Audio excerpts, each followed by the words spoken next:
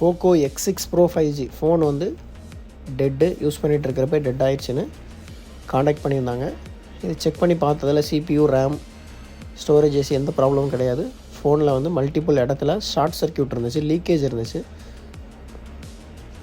இது வந்து charging IC பக்கத்தில் ஒரு கெப்பாசிட்டர் லீக்கேஜ் இருந்துச்சு. அந்த கெப்பாசிட்டரை ஃபைண்ட் அவுட் பண்ணி ரிமூவ் பண்ணதுக்கப்புறமும் செட்டு வந்து சரியாகலை. ஸோ அகெயின் நம்ம சார்ஜிங் ஐசி ரிமூவ் பண்ணி ஷார்ட் வேறு எங்கேயும் இருக்குதாங்கிறத கன்ஃபார்ம் பண்ணிவிட்டு, இல்லைங்கிறத கன்ஃபார்ம் பண்ணிவிட்டு, ஸோ திரும்ப வேறு ஒரு சார்ஜிங் ஐசி ரீப்ளேஸ் பண்ணதுக்கப்புறம் இப்போ ப்ராப்பராக செட் ஆன் ஆகிருச்சு.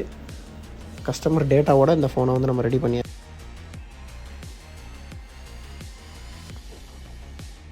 மாதிரி உங்கள் ஃபோனில் எந்த ப்ராப்ளமாக இருந்தாலும் சரி, அந்த ஃபோன் வேலை பார்க்காத ஃபோனாக இருந்தாலும் அல்லது ஆல்ரெடி வேறு எங்கேயோ கொடுத்து ட்ரை பண்ணி ரெடி ஆகாத ஃபோனாக இருந்தாலும் சரி, நம்மக்கிட்ட நேரடியாகவோ இல்லை கொரியர் மூலியமாகவோ நீங்கள் சென்ட் பண்ணி உங்கள் ஃபோனை வந்து சரி பண்ணிக்கலாம்.